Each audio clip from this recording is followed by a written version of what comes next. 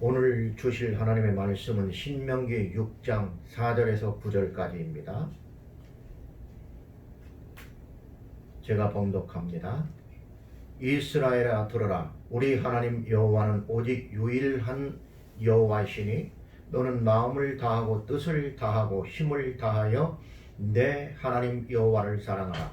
오늘 내가 네게 명하신 이 말씀을 너는 마음에 새기고 내 자녀에게 부지런히 가르치며 집에 앉았을 때든지 길을 갈 때든지 누워 있을 때든지 일어날 때든지 말씀을 강론할 것이며 너는 또 그것을 내 손목에 매여 기호를 삼으며 내 미간에 붙여 표로 삼고 또 내 집 문설주와 바깥 문에 기록할지니라. 오늘 제목은 하나님 여호와를 사랑하라 입니다. 세상에서 가장 놀라운 일이 있다면 예수님을 만나는 사건일 것입니다. 그것은 혁명과 같아서 우리의 모든 부분을 새롭게 변화시킵니다. 예수님을 그리스도로 고백할 뿐만 아니라 우리의 삶의 주인으로 모시게 됩니다. 이것을 우리는 믿음이라고 합니다. 하나님을 믿게 되면 우리 생각이 바뀌게 될 뿐만 아니라 삶의 변화가 일어납니다. 심령과 행동이 바르게 됩니다. 이러한 새로운 변화를 일컬어 바울 사도는 그런즉 누구든지 그리스도 안에 있으면 새로운 피조물이라 이전 것은 지나갔으니 보라 새 것이 되었도다 라고 정리했습니다. 바울 사도가 새로운 피조물이라는 용어를 사용한 데는 하나님의 창조 사역을 믿고 있었다고 하는 반증입니다. 하나님은 아무것도 없는 공허 속에서 말씀으로 천지를 창조하여 당신의 영광을 선포하셨습니다. 그리고 예수 그리스도를 통해 불의한 죄인이 거룩하신 하나님의 자녀로 거듭나게 하셨습니다. 바울 사도는 그리스도를 통해 거듭난 자들을 새로운 피조물이라 표현하였습니다. 그리스도인이 된다는 것은 하나님에 의해 새롭게 창조되는 것을 의미합니다. 그리고 새로운 피조물이란 말은 죄의 성향을 가지고 살았던 자들이 하나님의 성향을 가지게 되었음을 의미합니다. 따라서 새로운 피조물은 하나님의 자기 계시이며 하늘의 영광을 선포하는 하나님의 선언인 것이라 말할 수 있습니다. 새로운 피조물, 즉 하나님의 자녀들은 어떻게 살아야 하는가? 본문은 하나님 여호와를 사랑하라고 말씀하십니다. 하나님을 사랑하기 위해서는 그러면 어떻게 해야 하는가? 첫째로 사랑하는 데는 몇 가지 단계가 있습니다. 그 첫 번째 단계는 서로 관심을 갖는 단계입니다. 사람이 사랑할 정도로 성숙하게 되면 자기 짝이 누구인가 찾게 됩니다.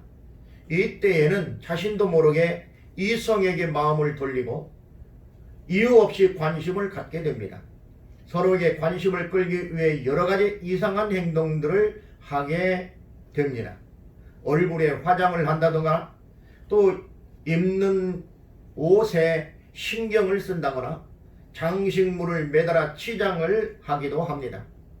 어떤 사람은 바지에 구멍을 뚫어 입기도 하고 배꼽을 드러내 놓는 것도 부끄럽게 여기지 않기도 합니다. 이러한 현상은 불특정 다수의 관심을 끌어 결국 선택받고 싶어하는 모든 사람들의 심리라 할 수 있습니다.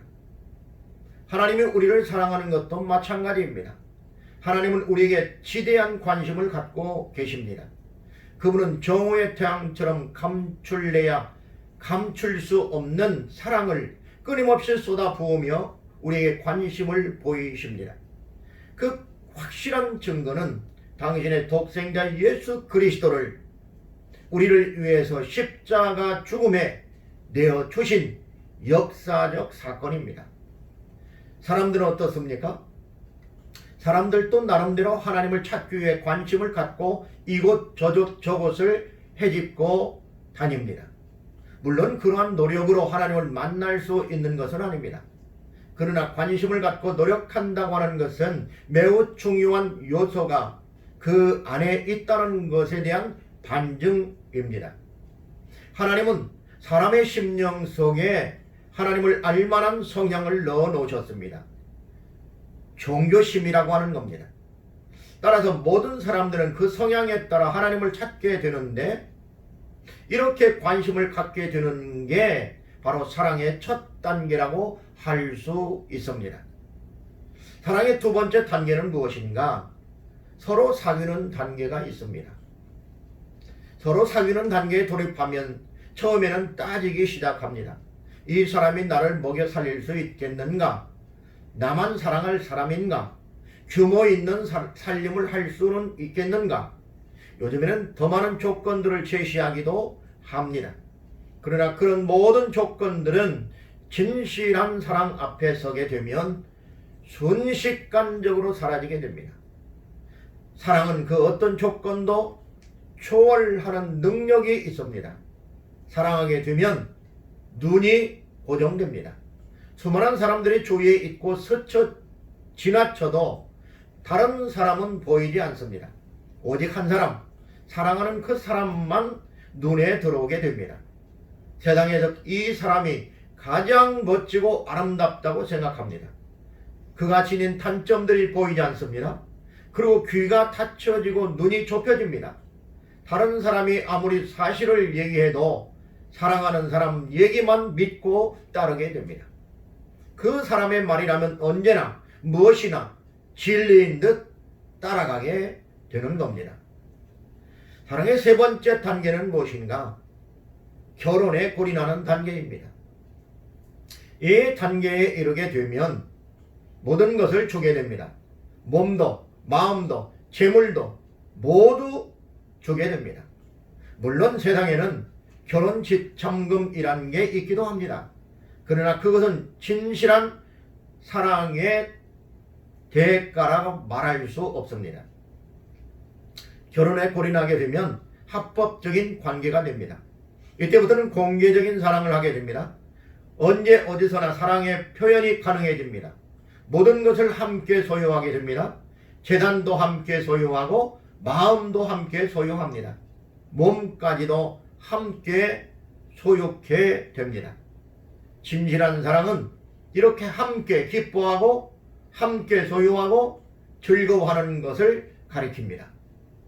기네스북에 세계 최장수 부부로 기록된 영국인 퍼시 에로스미스와 플로렌스라고 하는 부부가 있었습니다. 남편 에로스미스는 105세이고 부인 플로렌스는 100세였습니다. 이 부부의 이야기가 화제가 되었는데, 교회학교 교사였던 플로렌스는 1925년 6월 1일 마을의 작은 교회에서 5살 연상의 청년을 신랑으로 맞이하게 됩니다. 그리고 80년의 세월이 흘렀습니다. 사람들이 이 부부에게 물었습니다. 어떻게 그 오랜 세월을 해로할 수 있었습니까? 남편이 대답하기를 아내에게 항상 여보 사랑해요 라고 말했지요. 그때 아내도 대답하기를 저는 남편에게 늘 여보 미안해요 라고 말했습니다. 이 부부는 서로 평생 배려하면서 살았다고 합니다. 그리고 화를 품은 채 잠자리에 들지 않았으며 전날 아무리 다투었더라도 아침이면 사랑으로 용서하고 새로운 날을 맞았다고 했습니다. 이 부부가 일평생 삶을 통해 실천한 성경 말씀을 분을 내어도 죄를 짓지 말며 해가 지도록 분을 품지 말고 마귀에게 틈을 주지 말라라고 하는 에베소 4장 26절에서 27절 말씀을 새기고 있었다고 합니다. 새로운 피조물도 거듭난 주의 자녀들은 하나님을 사랑할 뿐만 아니라 서로 사랑해야 합니다. 80년을 해로한 이 부부처럼 우리가 서로 사랑할 때에 그 사랑 안에서 하나님의 사랑이 확증되기 때문입니다. 하나님은 자기 백성들의 사랑을 통해 자기 자신을 계시하시고 선포하시며 증거하십니다. 큰 두 번째로 하나님을 사랑하기 위해서는 어떻게 해야 하는가? 하나님을 사랑하기 위해서는 몇 가지 갖춰야 될 태도가 있습니다. 성경은 우리가 하나님을 사랑해야 하는 것에 대해서 말씀하십니다. 본문 5절은 너는 마음을 다하고 성품을 다하고 힘을 다하여 내 하나님 여호와를 사랑하라고 명령하고 계십니다. 하나님은 이 짧은 한 구절 속에 우리가 하나님을 사랑할 때 갖춰야 할 몇 가지 태도를 명시하고 계십니다. 첫 번째로 마음을 다하여 사랑하라고 하십니다. 마음이란 인간의 내적 성향의 총체성을 가리키는 자리, 그곳을 가리킵니다. 히브리서 11장 1절은 이곳에 신앙이 깃든다고 했습니다. 따라서 마음을 다 한다는 것은 한 개인의 모든 성향을 한 곳에 집중하는 것을 의미합니다. 신앙과 인격, 목적과 계획, 생각이나 정신을 온전히 하나로 합하여 하나님을 사랑하는 것을 바로 가리키는 겁니다. 둘째로 하나님을 사랑할 때 갖춰야 될 태도가 무엇인가? 그것은 성품을 다하여 사랑하라고 하셨습니다. 성품이라고 하는 말은 히브리어 네페시로서 이것은 호흡, 생명이라고 하는 뜻을 갖고 있습니다. 창세기 2장 7절을 보면 여호와 하나님의 흙으로 사람을 지으시고 생기를 그 코에 불어넣으시니 사람이 생명이 된지라 라는 말씀이 있습니다. 여기에서 생기라고 하는 단어가 곧 네페시입니다. 하나님의 호흡이 불어넣어지자 생명, 곧 살아있는 영이 되었습니다. 본문에서는 생명을 의미합니다. 따라서 성품을 다 한다는 것은 목숨과 생명을 다하여 사랑하는 것을 의미합니다. 셋째로 하나님을 사랑할 때 갖춰야 될 태도가 무엇인가? 그것은 힘을 다하여 사랑하라고 하십니다. 여기 힘이라고 하는 말은 히브리어 메오드라고 하는 단어로서 본래는 열렬함이라고 하는 뜻이 있습니다. 이는 모든 에너지의 총합을 가리키는 말로서 본문에서는 육체적, 정신적 에너지의 총체를 가리킵니다. 따라서 영과 육의 모든 힘을 다해 정성을 가지고 열정을 가지고 열렬히 사랑하는 것을 의미합니다. 지금까지 살펴본 바에 의하면 너는 마음을 다하고 성품을 다하고 힘을 다하여 내 하나님 여호와를 사랑하라 라고 하는 말씀은 내적인 모든 성향과 신앙, 호흡하는 생명과 영, 외적인 육체와 정신의 모든 에너지의 총체를 가지고 열렬히 하나님을 사랑하라는 말씀입니다. 한마디로 말하면 개개인이 가지고 있는 모든 것으로 하나님을 사랑하라는 말씀인 것입니다. 큰 세 번째로 하나님을 사랑하기 위해서는 어떻게 해야 하는가? 자녀들에게 하나님의 말씀을 가르쳐라고 말씀하고 있습니다. 본문 6절에서 9절을 보면 오늘날 내가 네게 명하는 이 말씀을 너는 마음에 새기고 내 자녀에게 부지런히 가르치며 집에 앉았을 때든지 길에 행할 때든지 누웠을 때든지 일어날 때든지 이 말씀을 강론할 것이며 너는 또 그것을 내 손목에 매며 기호를 삼으며 내 미간에 붙여 표를 삼고 또 내 집 문설주와 바깥문에 기록할지니라 라고 말씀하고 있습니다. 본문은 자녀에 대한 신앙교육이 전적으로 부모에게 달려 있다는 것을 말씀하고 있습니다. 부모는 최선을 다해 자녀들을 교육해야 할 뿐만 아니라 신앙 전반에 걸쳐 모범을 보임으로써 자녀들을 바르게 교육시킬 책임이 있다는 것을 보여줍니다. 그러면 자녀에게 하나님의 말씀을 어떻게 가르치라고 말씀하시는가? 첫째로 하나님의 말씀을 강론하라고 말씀하십니다. 하나님의 말씀을 자녀들에게 강론하기 위해서는 먼저 자기 자신이 말씀에 대한 확신과 지식이 있어야 합니다. 본문은 이것을 마음에 새겨라 라고는 말로 표현하고 있습니다. 그리고 가르치되 부지런히 가르치라고 말씀하십니다. 집에 있을 때에도, 길을 갈 때에도, 잠잘 때에도, 일어날 때에도 하나님의 말씀을 가르치라 말씀하고 있습니다. 시편 119편 55절에서 56절을 보면 여호와여 내가 밤에 주의 이름을 기억하고 주의 법을 지켰나이다. 내 소유는 이것이니 곧 주의 법도를 지킨 것이니이다 라고 하셨습니다. 그리고 에베소서 6장 4절에 보면 또 아비들아 너희 자녀를 노엽게 하지 말고 오직 주의 교양과 훈계로 양육하라는 말씀도 있습니다. 두 번째로 하나님의 말씀을 어떻게 가르치라고 하시는가? 하나님의 말씀을 손목에 매어 기호를 삼으라고 하십니다. 서양에는 뼈대가 있는 가문은 모두 문장이 있습니다. 그들은 그 문장을 자랑스럽게 여겨 대문에도 새기고 깃발에도 새겨 기호로 삼는 것을 볼 수 있습니다. 그리스도인들에게도 자랑스러운 문장이 있습니다. 바로 하나님의 말씀입니다. 그 하나님의 말씀을 손목에 매어 기호로 삼으라 말씀하고 있습니다.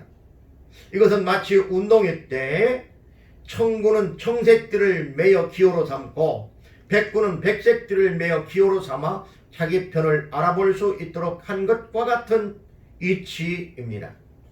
하나님의 말씀을 손에 메고 다니는 사람, 즉 말씀을 부끄럽게 여기지 않고 오히려 자랑스럽게 여기는 사람들은 모두 우리 편, 곧 하나님 편이라는 것입니다. 그 기호가 없는 자는 우리 편이 아닙니다. 우리 편이 아니면 바로 적군입니다. 세 번째 하나님의 말씀을 어떻게 가르치라고 말씀하시는가? 미간에 붙여 표를 삼으라 말씀하십니다. 미간은 눈썹과 눈썹 사이를 이루는 단어로서 그 단어가 그 사이가 좁기도 하지만 중요한 곳이기도 합니다. 그곳은 그 좁은 곳에 하나님의 말씀을 붙여 표를 삼으라는 것은 사람의 생각과 지성에 하나님 말씀을 새겨두라는 의미입니다. 이는 언제든지 꺼내 쓸 수 있을 정도로 말씀을 외우고 묵상하여 생각과 정신이 일사불란하게 행동화되어질 수 있게 하라는 말씀입니다. 죽으면 죽으리라 죽으면 살리라의 저자 한희숙 여사는 그 책에서 일제당시 감옥살이 할 때 이야기를 적고 있습니다. 아무것도 없는 감방에서 그 무섭고 힘든 고난과 고초를 견딜 수 있었던 것은 어릴 때 외웠던 성경 구절과 찬송의 힘이 컸다고 말씀합니다. 갖고 온 성경 찬송은 모두 빼앗겼으나 머릿속에 있는 말씀과 찬송은 빼앗아가지 못했다는 것입니다. 우리 어린 자녀들에게 하나님의 말씀을 많이 암송케 하여 하나님의 존귀한 자녀로 자라게 하시기를 주님의 이름으로 축복합니다. 네 번째로 하나님의 말씀을 어떻게 가르치라고 하시는가? 집 문설주와 바깥문에 기록할지니라 말씀하십니다. 구절을 보면 내 집 문설주와 바깥문에 기록할지니라 라고는 말씀이 있는데 이 말씀은 먼저 나들이 할 때 하나님의 말씀을 생활화하라는 의미입니다. 그리고 다른 사람들에게 우리는 하나님을 섬기는 가정이라는 것을 알려서 하나님을 영원롭게 하라는 의미도 있습니다. 하나님의 뜻을 알 수 있는 방법에는 여러 가지가 있습니다. 꿈이나 환상을 통해 알 수 있고 자연 계시나 역사적 사건을 통해서도 알 수 있습니다. 그러나 가장 근본적인 것은 하나님께서 기록하신 성경을 통해 주님의 뜻을 알 수 있습니다. 하나님은 말씀을 통해 자기를 계시하시고 말씀을 통해 복을 주시고 말씀을 통해 우리와 교제하시는 것입니다. 아름다운 교회에 속한 모든 지체들이 이 말씀을 읽고 묵상하는 가운데 하나님이 주시는 은혜의 복을 받아 누리시기를 주님의 이름으로 축복합니다. 기도하겠습니다. 하나님 아버지 감사합니다. 연약하고 부족하지만 오늘 또 하나님의 주시는 말씀을 증거했습니다. 이 말씀을 듣는 모든 사람들이 하나님의 귀한 복을 받아 누릴 수 있도록 같이 하시고 어렵고 힘든 시기를 보내는데 삶의 큰 위로가 될 수 있도록 도와주시옵소서.